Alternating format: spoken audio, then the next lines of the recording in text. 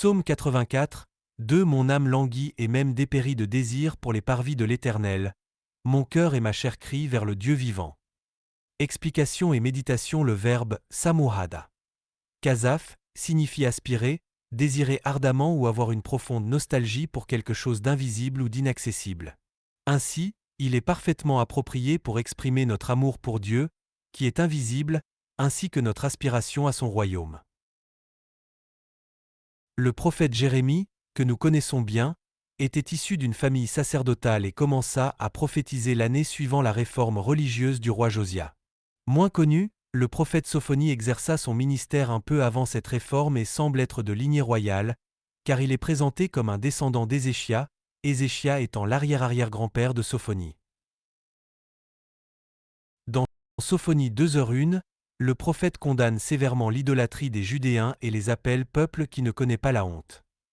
Le mot hébreu ici traduit par ne connaît pas la honte est en réalité le même verbe, kazaf, employé dans Psaume 84, 2 pour désirer ardemment. Cela signifie que le peuple de Juda était dépourvu de tout désir sincère pour Dieu, préférant adorer des idoles visibles plutôt que d'aspirer à l'invisible. Dans l'Ancien Testament, avant l'incarnation de Jésus et avant la venue du Saint-Esprit pour habiter dans les croyants, la relation de l'homme avec Dieu reposait sur un amour nostalgique, une soif profonde pour le Dieu invisible.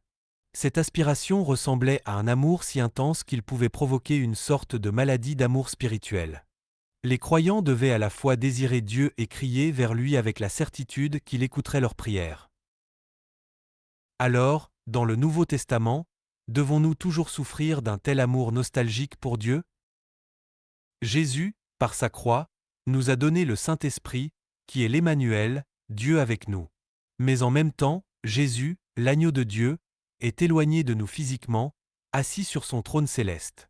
C'est pourquoi, dans le temps présent de l'histoire du salut, notre seule manière d'expérimenter l'amour de Dieu est par la communion spirituelle avec lui à travers le Saint-Esprit. Seule la parole de Dieu nous permet de nourrir cette aspiration à Dieu. Nous devrions ressentir une telle soif de la parole que son absence nous cause une maladie d'amour spirituel. Prière. Seigneur, merci de me donner la joie de commencer cette journée avec ta parole et de vivre sous ton amour.